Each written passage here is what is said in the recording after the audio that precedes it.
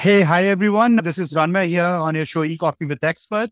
Today we have Rachel Cevera from HalfGenius. She is the CEO and CMO at HalfGenius. Welcome, Rachel, to our show. Hi, thank you for having me. I'm happy to be here. Great. Pleasure is all ours. Rachel, before we move forward and talk about the industry insights, I'd like you to introduce yourself to your audiences and we'll take it forward from there. Great. Sure. Thank you.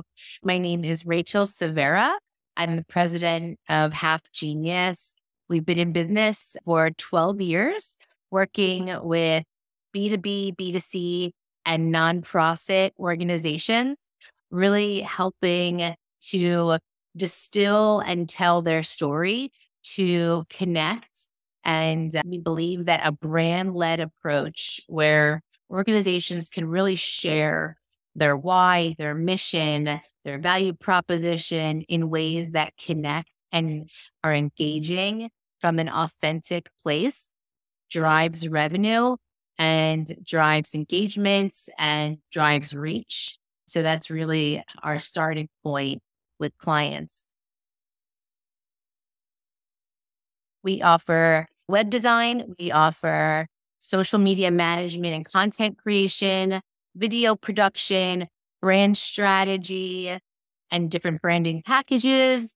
And we have our creative incubator, which many of our clients utilize. Really, we get to know our clients deeply and what they're working on, what their goals on, and how we can help them and support them achieve that through creative digital strategies at campaigns.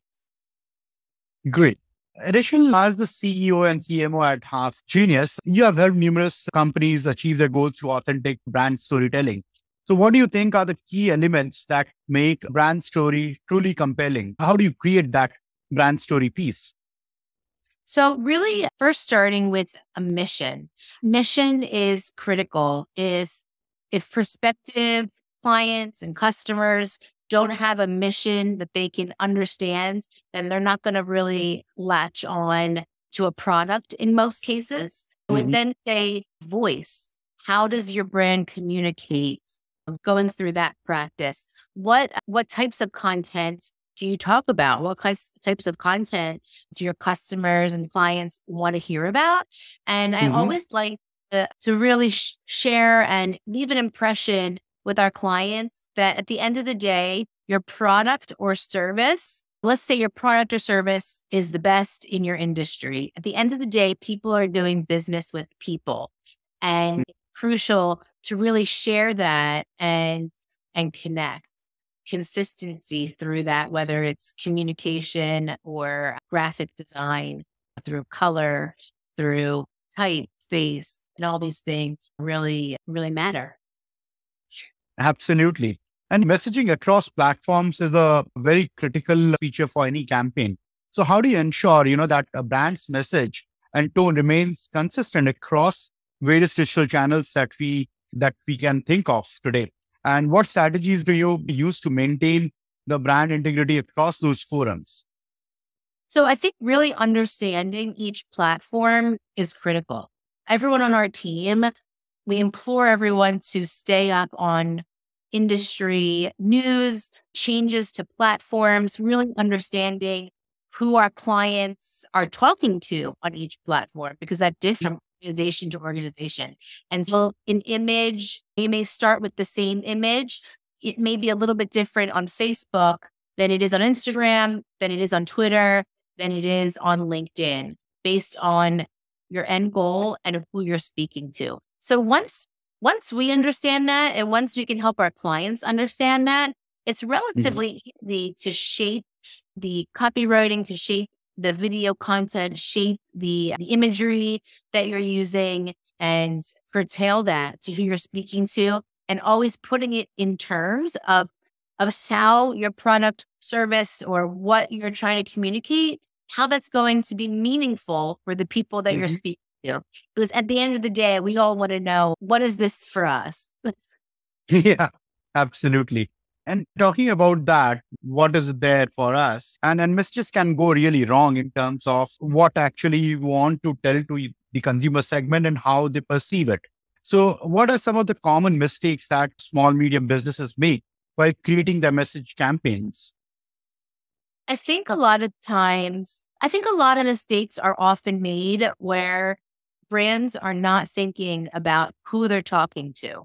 Similarly to you and I, we're in the same industry. And so I know that I can communicate to you differently than someone who may be a teacher or who may be a doctor, and they're not focusing on marketing and they haven't had years and years of experience. And so I think really understanding who you're speaking to.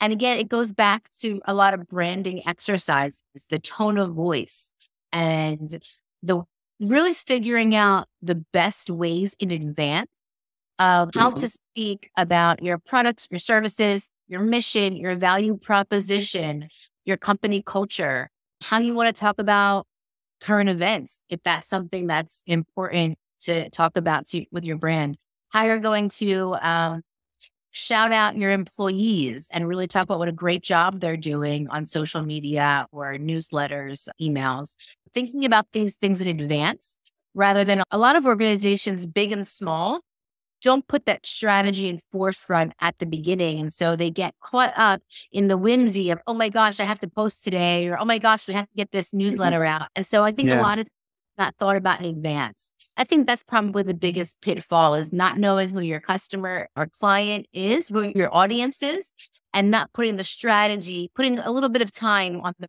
front end to be strategic with how you're going to communicate and market your brand. absolutely. And knowing your customer is so important, like you mentioned. And you're talking about personalization. It has become very important to run your campaigns. What strategies do you create to have those targeted messaging and optimize content for specific audiences? That's a really great question. Mhm. Really boost your productivity. And for smaller businesses that perhaps are creating their own content, they don't have a graphic designer using Photoshop, Mhm. InDesign, all of these more intense softwares that our designers use. Canva is a great product. It's very user friendly and it has AI components to it now. And you can really lock in your brand colors, your brand templates so that you're consistent.